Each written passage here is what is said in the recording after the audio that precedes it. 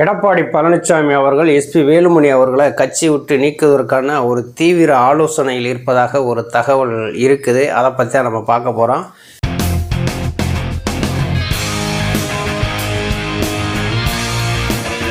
அனைவருக்கும் வணக்கம். தொடர்ந்து ஆதரவளித்தவர் அனைத்து அன்புலங்களுக்கும் மிக்க நன்றி.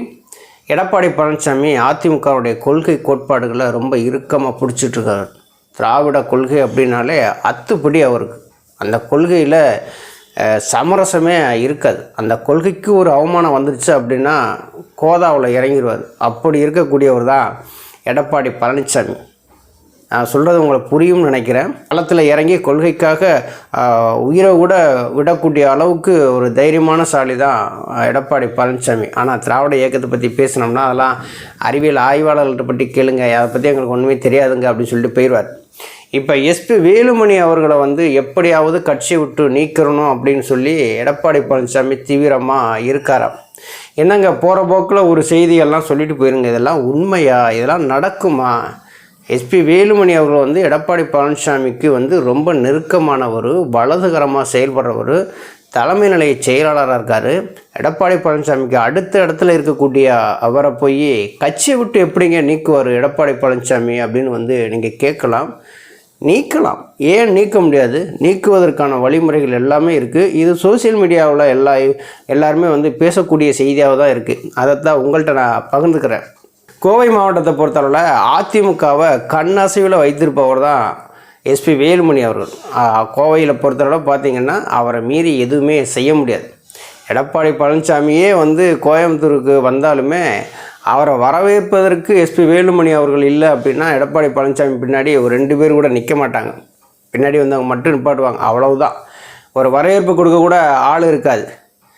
அவரை கட்சியை விட்டு நீக்கணும் அப்படிங்கிறதுக்கான ஒரு முகாந்திரங்கள் எப்படிங்க அப்படின்னு சொல்லி நீங்கள் கேட்கலாம். கோயம்புத்தூரில் ஆர்எஸ்எஸ் இயக்கத்தினுடைய 100ஆண்டு விழா கொண்டாடுறாங்க. அந்த அமைப்புக்கு ஆர்எஸ்எஸ் இயக்கத்தினுடைய தலைவராக இருக்கக்கூடிய மோகன் பகவத் அவர்கள் அங்கே வர்றாங்க. அப்போ முன்னாள் அமைச்சர் எஸ்பி வேலுமணி அவர்களுமே அங்கே விழாவில் கலந்துக்கிட்டு அவருக்கு வெள்ளி வேலை பரிசாகவும் கொடுப்பாங்க. நேற்று ஃபுல்லாகவே சமூக வலைதளங்களில் அந்த ஃபோட்டோ தான் பெருசாக வைரலாச்சு. இப்போ ஆர்எஸ்எஸ் இயக்கத்தினுடைய தலைவர் மோகன் பகவத் அவர்களை எஸ்பி வேலுமணி அவர்கள் சந்தித்தது எப்படின்னா, எடப்பாடி பழனிசாமிக்கு எப்படி தோண்டியிருக்கு அப்படின்னா, இன்றைக்கி மோகன் பகவத் அவர்களை சந்திக்கிறாங்க. நாளைக்கு அமித்ஷா அவர்களையும் ஜேபி நட்டா அவர்களையும் அங்கிட்டு மோடி அவர்களையும் சந்தித்து அவங்களுக்குள்ள ஒரு கூட்டணி மாதிரி உருவாக்கி எங்கே நம்ம கட்சியிலேருந்தே அப்புறப்படுத்திடுவாங்களோ அப்படிங்கிற பயம் எடப்பாடி பழனிசாமிக்கு நிறையா வந்துருச்சு. அதனால தான் எஸ்பி வேலுமணியை கட்சியை விட்டு எப்படியாவது நீக்கணும்னு சொல்லி நினச்சிட்டு இருக்கார் போல். உண்மையிலேயே எடப்பாடி பழனிசாமி ஒரு பானஸ்த, ஒரு கொள்கை கோட்பாடில் ரொம்ப தெளிவாக இருப்பவர். அப்படி இருக்கும்போது ஆர்எஸ்எஸ் விழாவில் எஸ்பி வேலுமணி அவர்கள் கலந்துக்கலாமா? அது தப்பு தானே.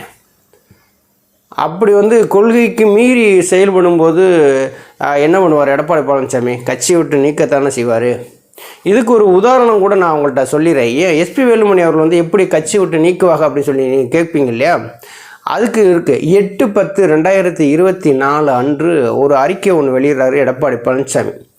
எப்படியான அறிக்கை வெளியிடுறாரு? கட்சியினுடைய கொள்கை கோட்பாடுகளுக்கு முரணாக செயல்பட்டதுனால அவர் மீது நடவடிக்கை எடுக்கணும், விசாரணை நடத்துவதற்காக கழக அமைப்பு செயலாளர் பொறுப்பிலிருந்தும் கன்னியாகுமரி கிழக்கு மாவட்ட செயலாளர் பொறுப்பிலிருந்தும் இது தளவாய் சுந்தரம் அவர்களை கட்சியிலிருந்து நாங்கள் நீக்கிறோம் அப்படின்னு சொல்லி ஒரு அறிவிப்பை வெளியிட்டார். அது எல்லாத்துக்குமே தெரியும் தானே. இந்த அறிவிப்பை எதுக்காக வெளியிட்டார் அப்படின்னா, ஆர்எஸ்எஸ் இயக்கத்தினுடைய பேரணி நடக்குது கன்னியாகுமரியில்.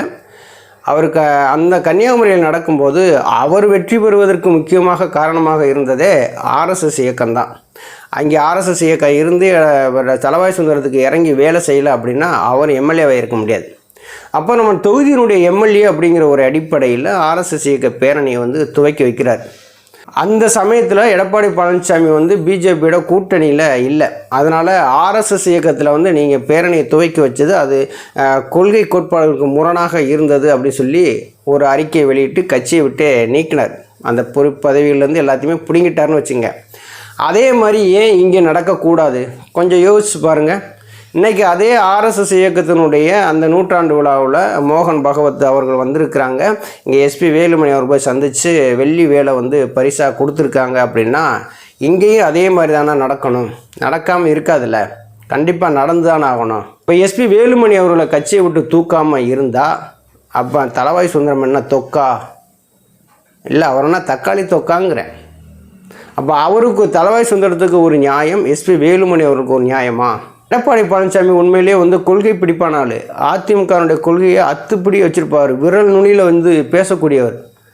அப்போ கண்டிப்பாக வந்து எஸ்பி வேலுமணி அவர்களை வந்து கட்சியை விட்டு நீக்கிடுவாங்க அப்படிங்கிறது நமக்கு தெரியுது. எடப்பாடி பழனிசாமி என்ன மாதிரியான முடிவை எடுக்க போகிறார்? ஏன்னா இந்த இடத்துல தான் எடப்பாடி பழனிசாமியுடைய ஆளுமை எப்படி இருக்குது அப்படின்னு சொல்லி மக்கள் தெரிஞ்சுக்காங்க இல்லையா? என்ன நடக்க போகுது அப்படிங்கிறத நம்ம பொறுத்திருந்து பார்க்கலாம்.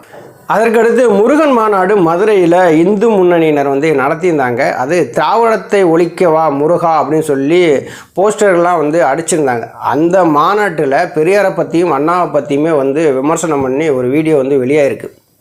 இதையெல்லாம் பார்த்து ரசிச்சுட்டு இருந்திருக்காங்க அதிமுகவினுடைய முன்னாள் அமைச்சர்கள். அங்கே யாராக இருந்தா? ராஜேந்திர பாலாஜி, கடம்பூர் ராஜு, செல்லூர் ராஜு, ராஜன் செல்லப்பா, ஆர்பி உதயகுமார், இப்படி ஆட்கள் எல்லாமே வந்து வரிசை கட்டி உட்காந்துட்டு இருந்து அதெல்லாம் பார்த்து ரசிச்சுருந்துருக்காங்க.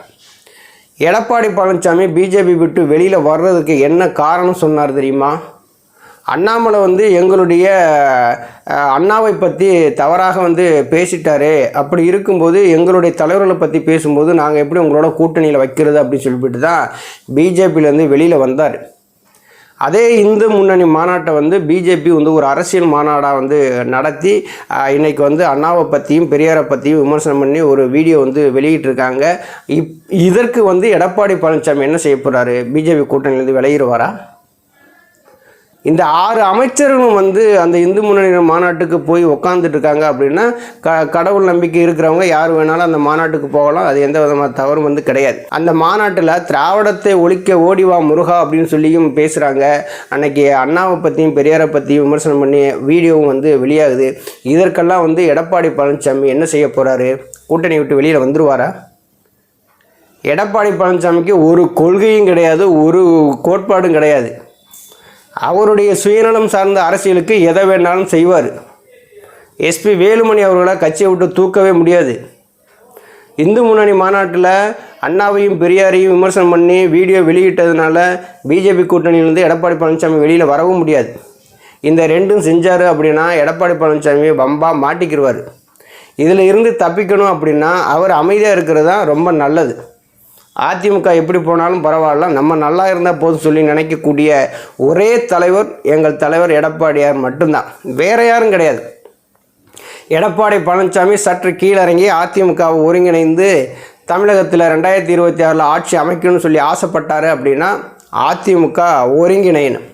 அதிமுக ஒருங்கிணைந்தால் 2026 சட்டசபை தேர்தல் எப்படி இருக்கும் அப்படின்னா அதிமுக வெர்சஸ் திமுக அப்படின்னு சொல்லிட்டு தான் அரசியல் களமே வந்து இருக்கும், தேர்தல் களம் வந்து இருக்கும். அப்படி நான் யாரையும் ஒன்று சேர்க்க மாட்டேன் அப்படின்னு சொல்லி எடப்பாடி பழனிசாமி வீம்பு பிடிச்சாரு அப்படின்னா 2026 சட்டசபை தேர்தலுக்கான தேர்தல் களம் வந்து திமுக வெர்சஸ் தமிழக வெற்றி கழகம் அப்படின்னு தான் அமையப்போகுது. எடப்பாடி பழனிசாமி எங்கேப்பா இருக்காரு அப்படின்னு சொல்லி கேட்கக்கூடிய நிலைமையை அவரே வந்து அவருக்கு உருவாக்கிக்கிடுவார்.